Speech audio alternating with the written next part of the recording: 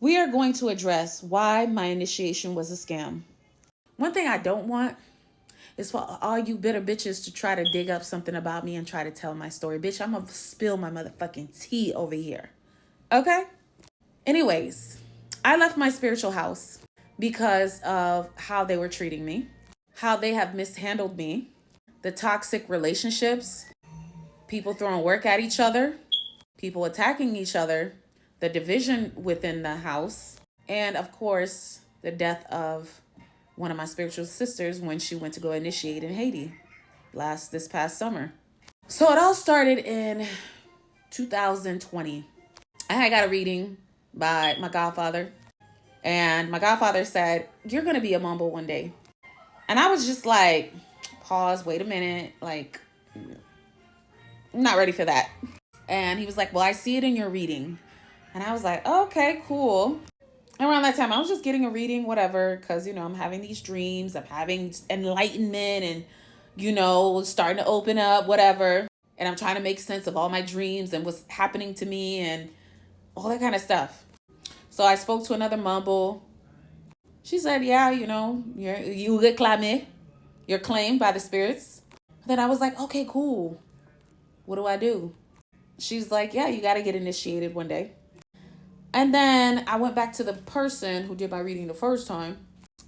And I spoke to him. What I'm doing is I'm trying to get to know the people before I make that sacrifice, right? So I get to know him a little bit, get to know her a little bit.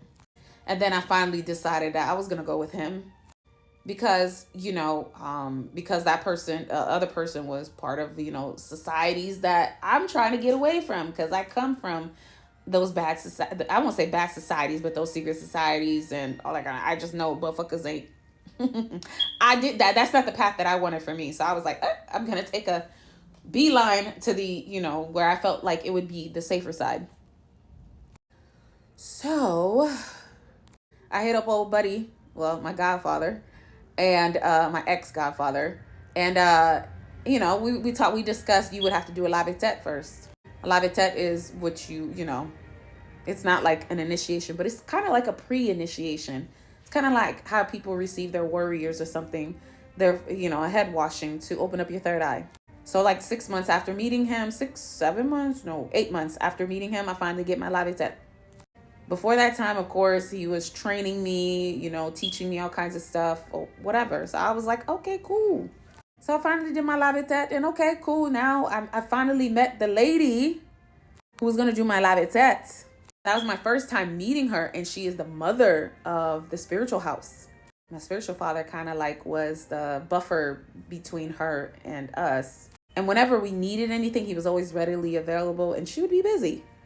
Little did I know how big her spiritual house was. I started going to ceremonies and stuff like that.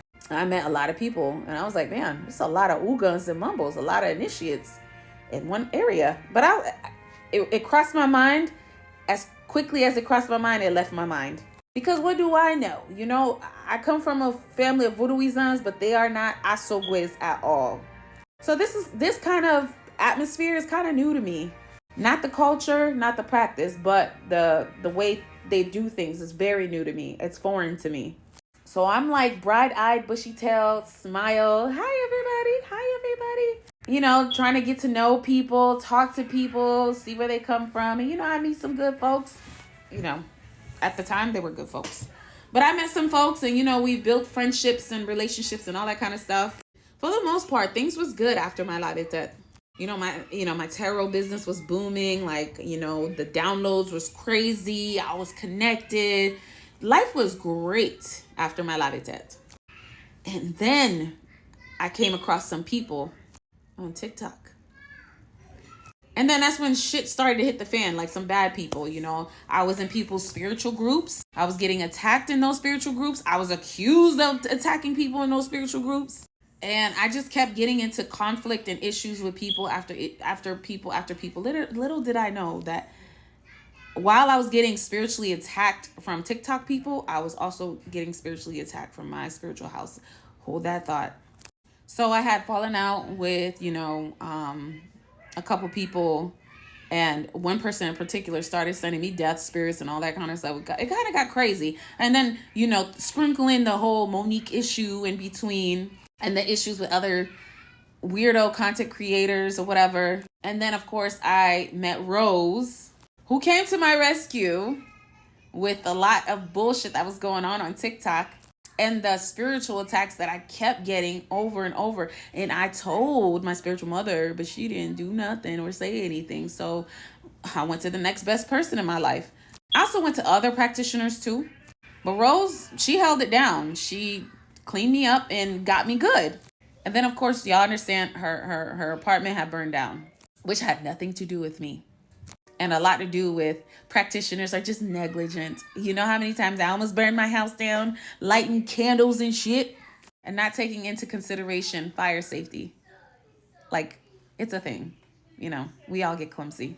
But anyways, so that happens. Now, next year rolls around because, while I'm going through all of this, I'm also expected to pay for initiation. Because I was told, you're going to be a mumble. You're going to be a big old mumble. I wasn't even ready to be a mumble. But I was like, okay, these people said that I have to do it. I did not realize how hardcore I was being pressured to do it and how I was being recruited. We'll get to that in a second. So, time rolls around. I'm making sure I pay for, Kunzo. Kunzo was coming up. At first, I thought I was going to do Kunzo soup, but I ended up doing asogwe. And I was like, at the last minute, I found out it was going to be asogwe. And I was like, oh, the highest of priesthood? I was like, oh, okay. And I find this out while I was in Haiti, okay? Okay, so now we're in Haiti. I got all my shit together. I'm packing up. I'm going to Haiti. Everything goes good. I get there safely. A lot of stuff happened. I lied. My timeline is wrong. 2021 is when I did my live test. 2022 is the summer that, I was told like, hey, can you come up with the money so you can do your initiation? I was like, I ain't got it because that's a lot of fucking money. A lot of things went really bad in 2021. Planes were crashing. The Haiti earthquake. There was a lot of things that interrupted the Kunzo group that was right before my Kunzo group, which I Kunzoed in 2022. So I just wanted to clarify that. I have to make sure my timeline is good. But that should have been a red flag for me, because baby. Anyways, all right. So fast forward, I'm in Haiti. It's summer of 2022. And of course, I'm going through all the crazy stuff that I'm going through.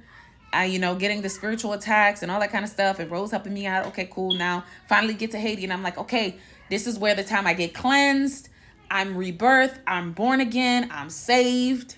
And I'm going to do this initiation, and everything will be so much better. Baby, that was... Before we even got to the initiation part, shit started to go crazy around me. People were getting injuries. A couple people crashed out, and they had like a whole mental breakdown.